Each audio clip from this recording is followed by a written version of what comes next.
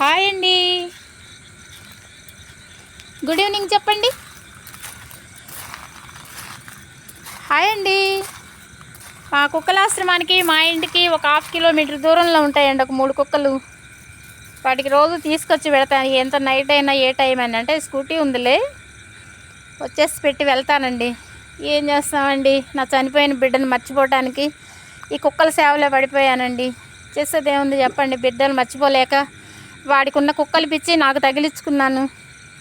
కుక్కల్లో చూసుకుంటా, వాటిని గుర్తు చేసుకుంటా, వీటిని చూసుకుంటా ఇక్కడే ఉండిపోతున్నానండి. కుక్కలాశ్రమం పెట్టుకున్నాను ఒక 20 కుక్కలకి.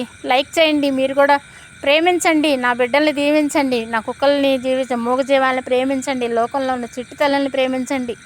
యువత తలుచుకుంటే ఏదైనా చేయగలదమ్మా. ప్రతి బజార్లో కూడా అందరూ ఒక మాట మీద ఉండే కుక్కలకి మూగజీవాలకి అంత అన్నం పెట్టి కాస్త నీళ్లు పెట్టండి అమ్మా. బజార్కి వీధుల్లో కుక్కలు ఉన్నాయమ్మా. ప్రపంచం అంతా ఊరంతా చేయాలని ఉంటుందమ్మా. నాకు శక్తి ఉండాలి కదమ్మా. సాధ్యమైనంత వరకు అక్కడెక్కడ నేను పెట్టుకుంటూనే వస్తున్నా. వీలున్నంత వరకు మా బాబు పేరు మీద బాబు డబ్బులు ఉన్నాయి, అవి పెట్టి నేను పెట్టుకుంటూనే ఉన్నా. నా చనిపోయిన బిడ్డ కోసం నేను ఈ సేవలోకి దిగానమ్మా. వాడి పిచ్చి నేను తగిలించుకున్నాను. కుక్కల పిచ్చి వల్ల వాడు ఒక కుక్కను తీసుకొస్తా యాక్సిడెంట్ అయి చనిపోయాడు. లైక్ చేయండి, 10 మందికి షేర్ చేయండి. నా ఫేస్లో ఎప్పుడు నా బిడ్డ నవ్వుతూ ఉండాలి, అమ్మ నవ్వుతూ ఉండాలనుకుంటాడు. అందుకే నేను ఎప్పుడు కూడా నేను బాధపడను. ఎప్పుడు నవ్వుతూనే నేను సేవ చేసుకుంటున్నా, హ్యాపీగా సేవ చేసుకుంటాను, నా బిడ్డలతో హ్యాపీగా మాట్లాడుకుంటూ.